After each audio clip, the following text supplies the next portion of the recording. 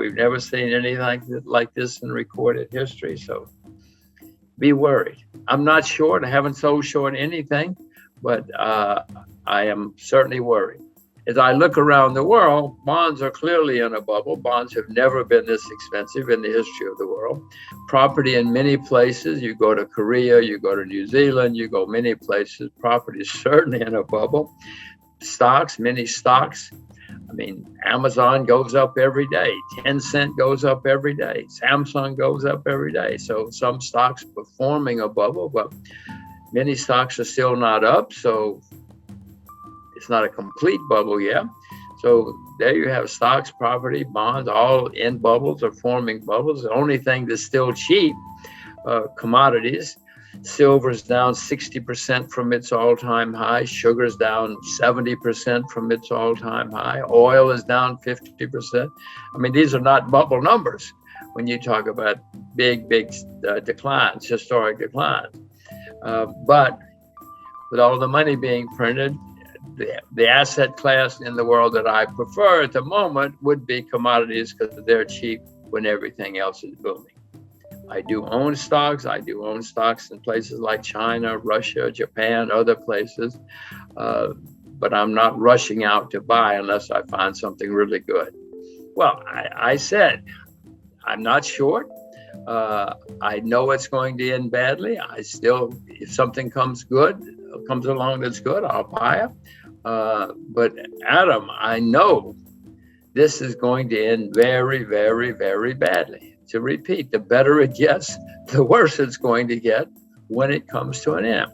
I would suspect that when it ends, we're going to have the worst bear market in my lifetime. In 2008, we had a big bear market problem because of too much debt. Adam, since 2008, the debt everywhere skyrocketed, unbelievable. Even China has debt now. China didn't have debt 20 years ago, 15 years ago. But even China has a lot of debt now. Who's going to save us? The Chinese saved us in 2009 because they had a lot of money saved for a rainy day and they started spending it. They don't have a lot of money to spend now. Who's going to save us? North Korea?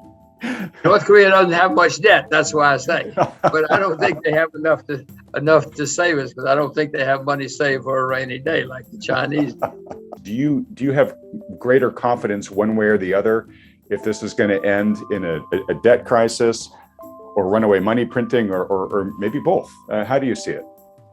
Well, first of all, I have no confidence in them. You said they. The other people you were talking about have confidence that they are going to save us. I have no confidence in they, whoever they are.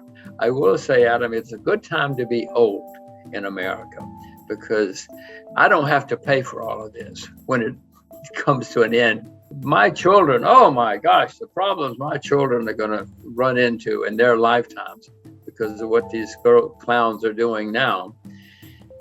So I say it's good to be old. But you're right. It's going to end someday, and it's going to end badly when it ends. You said either currency collapse or economic collapse. You can have both. You can have one, and then it leads to another. In the 30s, we had both, for instance, around the world, and then we had war, a shooting war, and that's the really bad news is often in history when you have really, really bad times, especially worldwide, it winds up in shooting wars. It certainly did after the 30s. So it's not good news. I don't see good news. I repeat that in 2008 and 9, we had horrible problems with too much debt.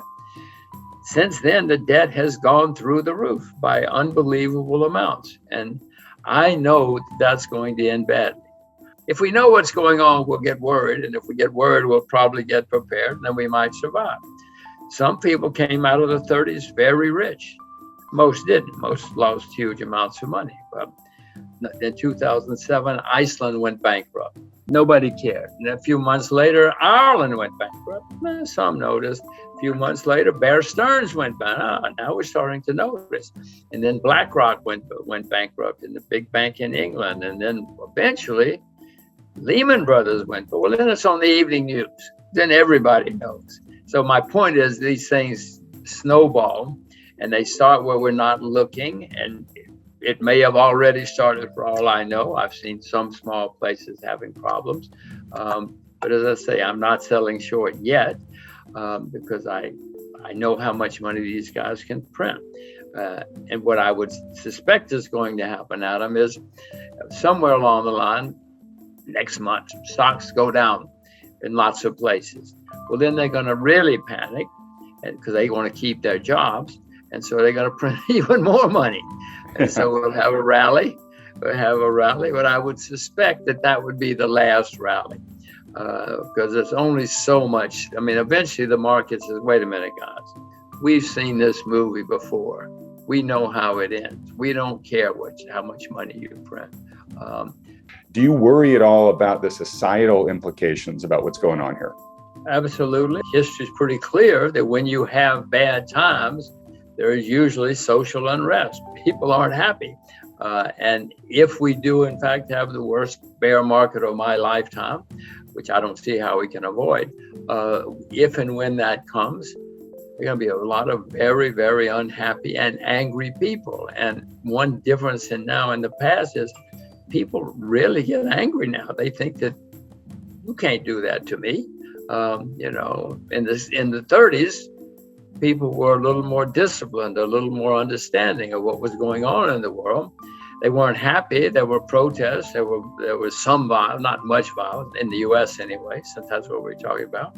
But people were a bit more accepting of the system. No, Adam, look out the window. Nobody accepts anything now. You can't do that to me. It's your fault. It's not my fault.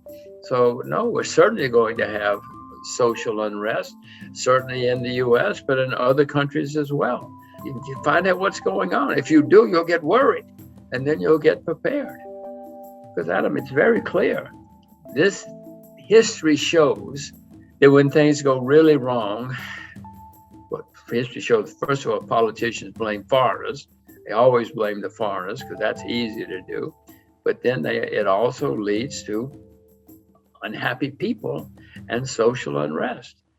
I mean, I guess the main lesson of history, Adam, is people don't learn the lessons of history. I mean, I could sit here and tell you all day.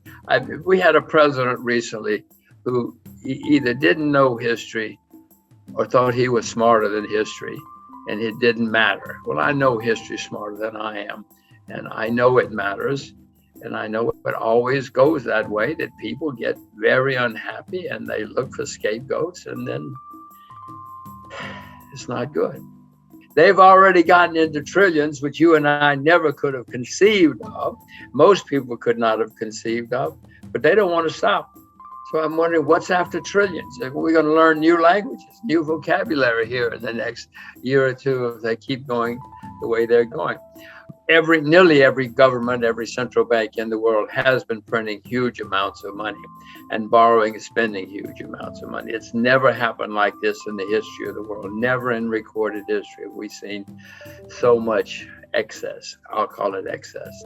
They think it's normal. They think it's fine. And this has caused many markets to go up a lot. You know, if you want to build a bridge, it takes a long time. But if you want to invest and you have a lot of money floating around, you just go on the internet and in 5 seconds you can invest in anything you want to. And that's what's been happening, and that's what's continuing to happen.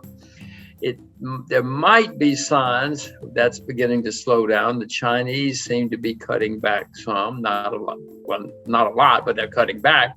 They're not expanding. Other countries say they're cutting back, and the U.S. says, "Oh, maybe we should cut back someday."